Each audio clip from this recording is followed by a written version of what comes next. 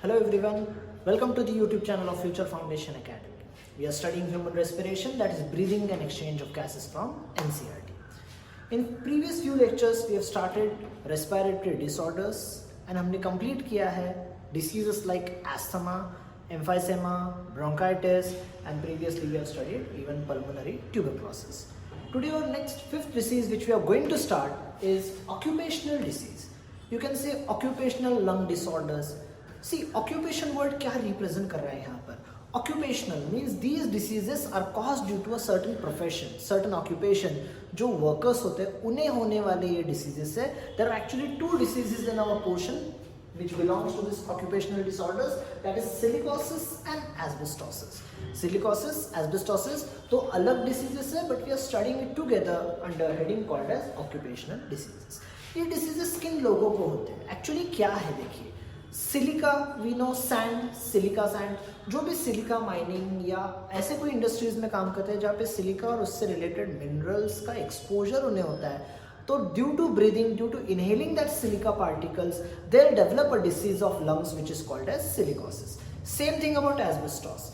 Asbestosis देखिए, जो पुराने या घर होते हैं, जो छोटे छोटे घर होते हैं, उसके ऊपर जो रूफ्स होते हैं that is made up of cement roofs जो हम कहते हैं, they are made up of asbestos.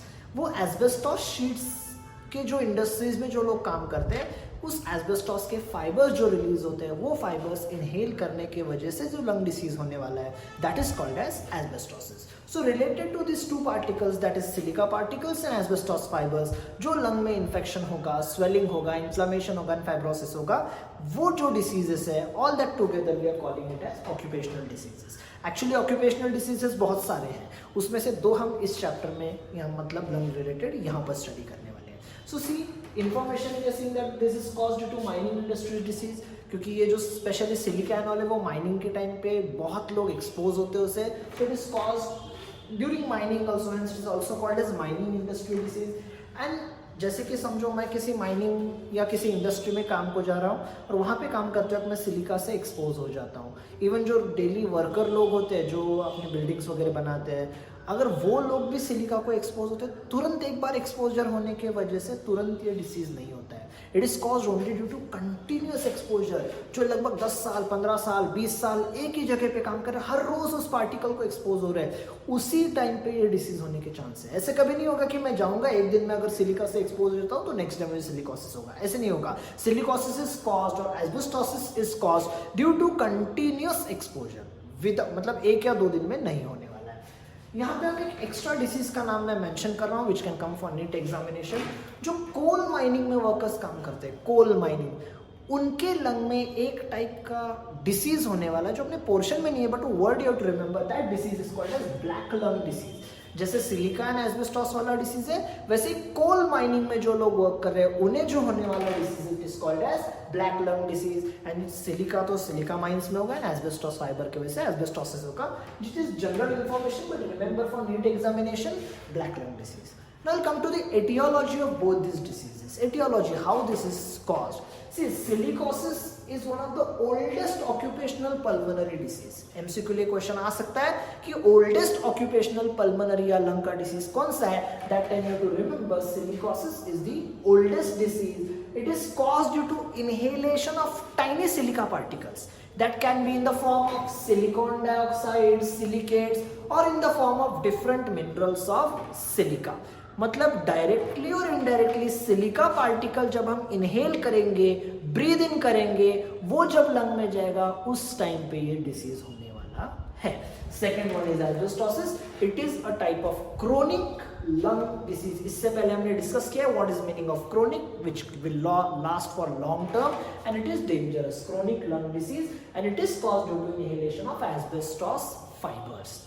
सो देखिए, सिलिका पार्टिकल्स इनहेल करने से सिलिकोसिस होगा, एस्बेस्टोस फाइबर से एस्बेस्टोस पार्टिकल्स इनहेल करने से एस्बेस्टोसिस होगा. So causes are straight forward, simple. Silica particles cause silicosis, asbestos fibres cause asbestosis. इनसे के लिए इंपॉर्टेंट है. And other you have to remember oldest occupational pulmonary disorder कौन सा है, तो that is silicosis. Now epidemiology, whether this disease spread from person to person, no. अगर एक व्यक्ति को सिलिकोसिस या एस्बेस्टोसिस हुआ है, that person will not spread this disease to other person. It is only cause due to exposure to this particles, person to person ये spread नहीं होगा डायरेक्टली इनडायरेक्टली किसी भी तरह से, so it is a non communicable disease, it will not spread from person to person. Now we will talk about incubation period.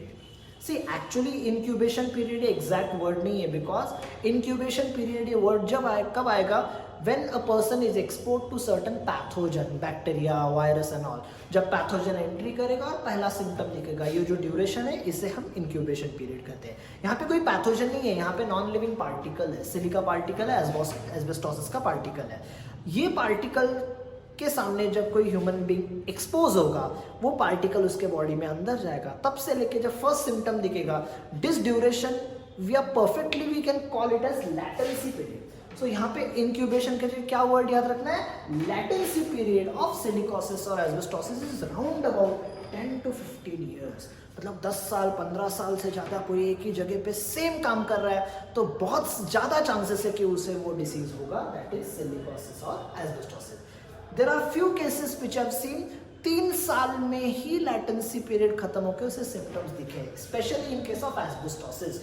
Asbestosis is little bit more dangerous than silicosis. So there are few cases जिसमें 3 साल में ये disease हो गया है, but normally this disease is caused from 10 to 15 years exposure. अगर आप Google पे देखोगे तो आपको देखने में मिलेगा 25 to 30 years वर्ड भी मेंशन किया है. तो this is an average latency period which is mentioned in NCERT 10 to 15 years.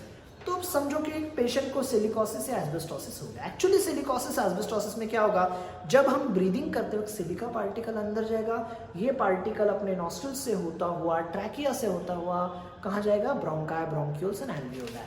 Time will come जब ये एल्वियोलाई के अंदर ये पार्टिकल सैचुरेट होने वाले हैं, which will cause infection to this alveoli. Bronchitis होगा, बाद में निमोनिया होने के चांसेस है and will develop a fibrous layer in alveoli. ये तो एल्वियोलाई का हुआ. Same thing fibrous layer will form in pleura around the lung, in the lung. Fibroids तैयार होंगे, मतलब छोटी गांठ होती है ना, उस टाइप के फाइब्रॉइड्स, फंगल बॉल्स, इन्फेक्शंस होते रहेंगे and which will lead to lung failure. इस टाइप का ये डिसीज है. तो सबसे पहले इन्फेक्शन या जो भी हम कह सकते हैं इन्फ्लामेशन, फाइब्रॉइड फॉर्मेशन ही कहाँ है, लंग में है. तो सबसे पहले तो डॉक्टर जब आपकी केस हिस्ट्री लेते हैं तभी उसे आइडिया आ जाती है कि अगर आप कंटिन्यूस इतने साल से एक आधे माइन में काम कर रहे हो या किसी फैक्ट्री में काम कर रहे हो जहाँ पे ये पोल्यूटेंट्स है, तो चांसेस है कि आपको ऑक्यूपेशनल डिसीज है. सो डायग्नोसिस का सबसे पहला तरीका क्या है, detail occupational history.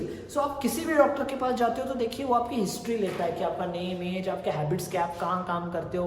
This is a very specific term, detail occupational history, जिससे कि डॉक्टर का आइडिया आ जाएगा कि आप वहाँ पे एक्सपोज्ड हो एंड पॉसिबल है कि आपको कोई लंग डिसीज हो जाए. Second one is differential breathing sound through stethoscope, especially in case of asbestosis. Silicosis में ये नहीं होगा, but asbestosis में जब डॉक्टर स्टेथोस्कोप से ब्रीदिंग साउंड सुनेंगे तो he can differentiate between normal breathing and abnormal breathing. वहाँ पे abnormal breathing sound होगा. That is the type of diagnosis. बाद में doctor can take X-ray of HS to see the damage in the lung and more specific detail study can be done by doing CT scan of lungs, that is computed tomography of lungs. So these are the diagnosis of silicosis as well as asbestosis. अब चलते हैं science and symptoms की तरफ. सी mainly it causes inflammation of lungs in pleura which will lead to fibrosis. See, fibrosis, you can say it is a form of tumor formation or it will develop a fibroid layer, thick layer, means normal tissue damage होगा, उसके जगह hard fibrous tissue develop होगा which will lead to lung failure.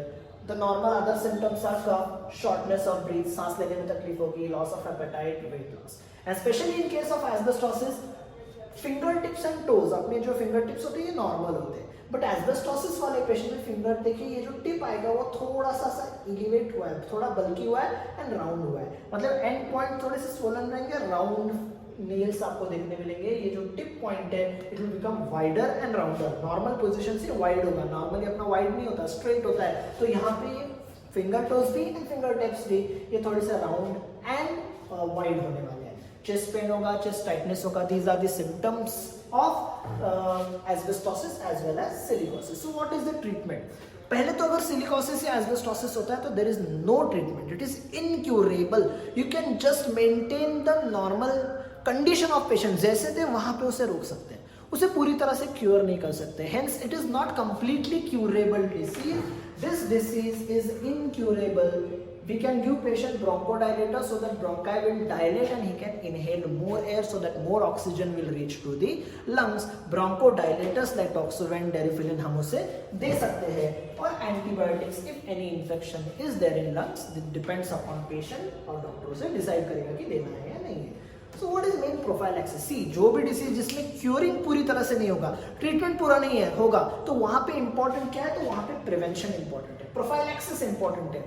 ऐसे लोगों को continuous 7 days duty नहीं करनी चाहिए. They should take break after certain intervals. Like 3 दिन ड्यूटी है तो फिर छुट्टी होनी चाहिए. Means they can breathe normal air also. So their holiday at duty from continuous work is necessary.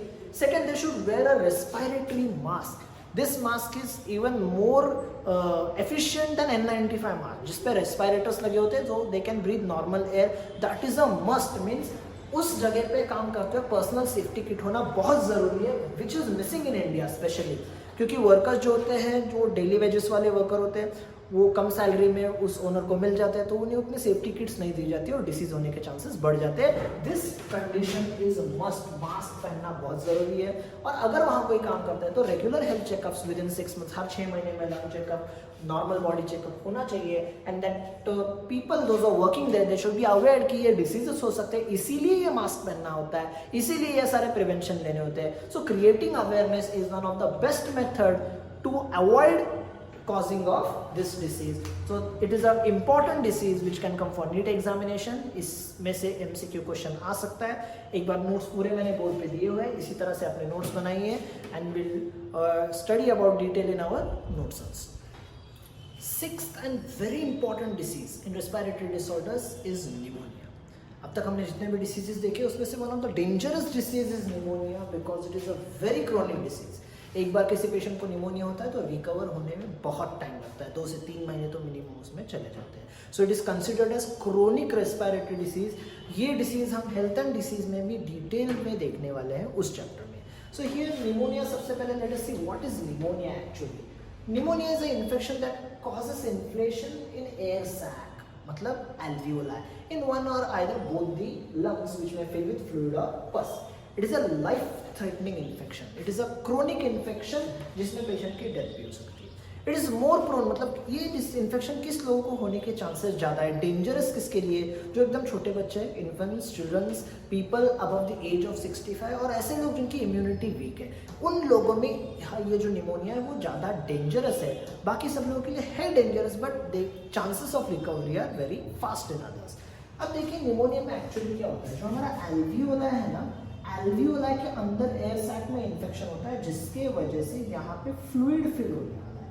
ये फ्लूइड पस भी हो सकता है, फ्लूइड भी हो सकता है, जिसकी वजह से क्या होता है, जब हम ब्रीदिंग करेंगे ऑक्सीजन अंदर तक पहुंच ही नहीं पाएगा, क्योंकि ब्लड वेसल्स तो यहाँ पर है. अगर ऑक्सीजन ही अंदर नहीं आता है तो यहाँ पे एक्सचेंज ऑफ गैसेस होना बंद हो जाता है, जिसके वजह से हर टिश्यू को, हर सेल को ऑक्सीजन मिलना एकदम कम हो जाएगा या फिर बंद हो जाएगा. So that is main effect और you can say main important point in pneumonia की निमोनिया ये alveoli को डायरेक्टली अफेक्ट करता है, which can directly damage the lungs. So what are the causes of pneumonia? Let's see that. Etiology.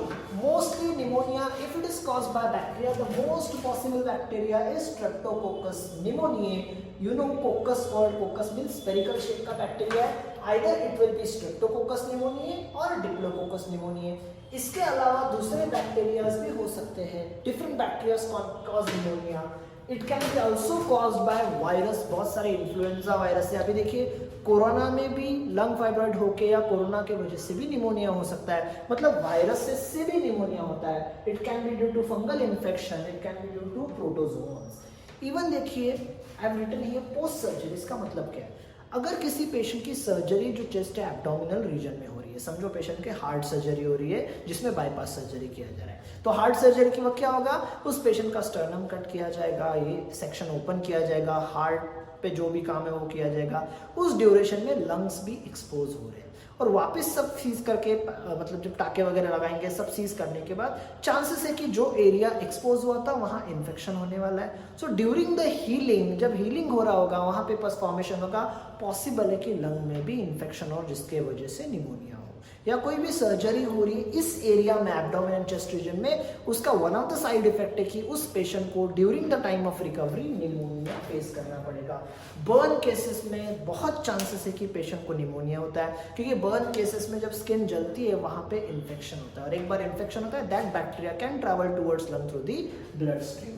Accident में समझो कोई lung injury है, अगर इस एरिया में कहीं इंजरी हो रही है जो लंग के नज़दीक है और बैक्टीरिया को अगर एक्सेस मिल रहा है अंदर जाने के लिए, तो बहुत चांसेस है कि निमोनिया हो सकता है। So pneumonia is not specific, it can cause by allergies, it can cause by accident, it can cause by bacteria, virus, मतलब हर तरीके से निमोनिया होने के चांसेस है। तो निमोनिया अगर एक बार होता है तो how it spreads, it is highly infectious, contagious, communicable disease. It spreads from person to person through droplet infection, that is aerosol, जैसे कोरोना होता है। So pneumonia is highly infectious and contagious. It spreads through droplets, that is aerosols. अब ये droplets कहाँ हो सकते हैं? अपने मोबाइल फोन पे हो सकते हैं, ग्लासेस में हो सकते हैं, उस पेशेंट के हैंकरचिप में हो सकते हैं, उसके क्लोथ्स में हो सकते हैं, मतलब वो चीज़ें शेयर करने की वजह से pneumonia can be transferred from person to other person. So incubation period of pneumonia का अगर बैक्टीरिया अपने बॉडी में एंट्री करता है थ्रू ब्रीदिंग, एक बार एंट्री करने के बाद depending upon immunity of person the incubation period varies from 1 week to 4 weeks. So incubation period of pneumonia is nearly 1 week to 4 weeks, which is important. So etiology में name of bacteria is very important. It can come for entrance examination, especially Streptococcus pneumoniae. We are also going to discuss what is Diplococcus pneumoniae while studying Griffith experiment in genetics. वहाँ पे भी इनका relation आने वाला है. So these two bacteria are important. Now coming to the signs and symptoms. यहाँ पे मैंने diagnosis, signs and symptoms के बाद रखा है, मतलब ज़्यादा अच्छे से समझ में आएगा. See क्या हो रहा है निमोनिया की वजह से? Air sac, that is alveoli, are filled with fluid. You can see it is filled with pus. So it is very difficult for the person to breathe normally, and each and every tissue of the body will not get sufficient amount of oxygen. So there is defect in respiratory system which will directly impact each and every system of our body.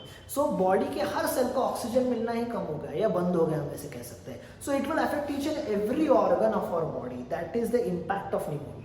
सबसे पहले तो जो main symptom है fever with chills होंगे, fever भी होगा, chills भी होंगे, मतलब अपने बॉडी बैक्टीरिया को किल करने के लिए तो फीवर आएगा एंड चिल्स भी साथ में होंगे. Cough and headache, cough severe होता है, कफ का कलर जो होगा दैट इज ग्रीनिश और yellowish, sputum we can also call it as flame. So that flame of the patient will be greenish और येलोइश. उस स्प्यूटम में बहुत सारा बैक्टीरिया होता है. So when that patient excretes that sputum, chances है कि उस स्प्यूटम से भी वो डिसीज स्प्रेड हो जाए. Now shortness of breath, breathlessness होगा, chest pain होगा, because infection है chest में. जब भी patient breathe करेगा उसे severe chest pain होने वाला है. Due to lack of oxygen, skin will start becoming bluish in color. We know deoxygenated blood has a purple shade, a blue shade. So deoxygenated blood की quantity बढ़ेगी, oxygenated blood कम होगा, उसके वजह से skin bluish होने start हो जाएगी. So blood, sometimes some patient excretes blood in the cup. Other symptoms are nausea, vomiting. अब देखिए अगला जो सिम्टम है ये वाला इंपॉर्टेंट है. निमोनिया क्रोनिक डिसीज है जिसमें पेशेंट को लगभग महीने 2 महीने हॉस्पिटल में एडमिट किया जाता है. Now see due to any disease if you are admitted in a place, 1 दिन 2 दिन, जब पेशेंट नॉर्मल होगा 2-4 दिन, a person can manage, because since a human is a social animal he can not stay at one place. इसका बहुत अच्छा experience आपको lockdown में आ गया होगा. When you stay at home continuously it starts irritating. ये तो हॉस्पिटल में रहने वाले हैं. सो जब पेशेंट कंटिन्यूस 1 महीना हॉस्पिटल में रहेगा it will start irritating him, जिसके वजह से क्या होने वाला है पेशेंट में मूड स्विंग्स आएंगे, मूड स्विंग्स होंगे, जॉइंट पेन होने वाले हैं, मसल्स पेन होगा, फटीग होगा, पेशेंट थक जाएगा because each and every cell को ऑक्सीजन नहीं मिल रहा है. So there is tiredness in the muscles, tiredness in the tissue. So there will be a common fatigue, loss of appetite, भूख नहीं लगेगी. सो ओवरऑल पेशेंट बहुत ज़्यादा बीमार होगा. And in severe cases, especially in last stage of pneumonia, nails and lips become blue. अगर patient के lips और नेल्स ब्लू हो गए, it is an indication that pneumonia is very severe and that patient is in last stage. ना से ये तो हमने कुछ सिम्टम्स दिए बैक्टीरियल निमोनिया के, वायरल निमोनिया के सिम्टम्स अलग है। Means pneumonia is a very broad disease जिसमें से स्पेसिफिक सिम्टम्स हमने डिस्कस किए। It will vary from person to person. In few person patient can go in coma, किसी की किडनी में अफेक्ट होगा, लिवर पे अफेक्ट होगा, because amount of oxygen is decreasing. It can lead to even multiple organ failure, जिसके वजह से patient की डेथ भी हो सकती है। So these are signs and symptom. ना how that patient is diagnose कि उसे निमोनिया है। अगर सबसे पहले तो पेशेंट में ये सारे सिम्टम दिख रहे हैं, डॉक्टर जनरल फिजिकल एग्जामिनेशन में पहचान जाएगा कि इसी लंग रिलेटेड डिसीज है। सो general physical examination, if the doctor is clever enough, he can understand it is caused due to pneumonia. Then CBC complete blood count check किया जाएगा। उसके अलावा presence of bacterial test, bacterial culture, sputum culture भी किया जाएगा। Another test that is sputum culture. Sputum culture में क्या होगा, that sputum is sent to lab and check कि उसमें कोई बैक्टीरिया प्रेजेंट है।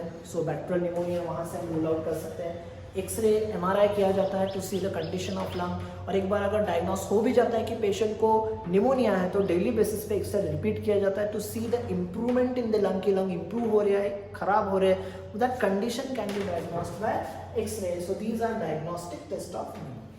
Coming to the treatment which is important for NEET examination, if pneumonia is viral, it will start getting cure automatically. फिर भी उसे improve करने के लिए we can give antiviral drugs like amantadine and zanamivir. Mostly in bacterial cases, antibacterial are given like erythromycin, tetracycline and sulfonamides. और ये सब चलता हुआ ट्रीटमेंट जब चलता रहता है, पेशेंट में फीवर होता है। To control that fever, patient is treated with paracetamol. साथ में पेशेंट को बलून इन्फ्लेट करने की एक्सरसाइज दी जाती है। Will exercise the lung to blow air in the balloon. So lung exercise is also given which is called as breathing exercise. इसके साथ और बहुत सारे ट्रीटमेंट के पॉइंट्स हैं जो हम डिटेल में हेल्थ एंड डिसीज, ये चैप्टर में निमोनिया बहुत डिटेल में स्टडी करने वाले हैं। यहाँ पे you have to remember certain basic points. So prophylaxis से निमोनिया से प्रिवेंशन मतलब क्या है, जो जिस पर्सन को निमोनिया है उससे दूर रहना है, that is the main prevention.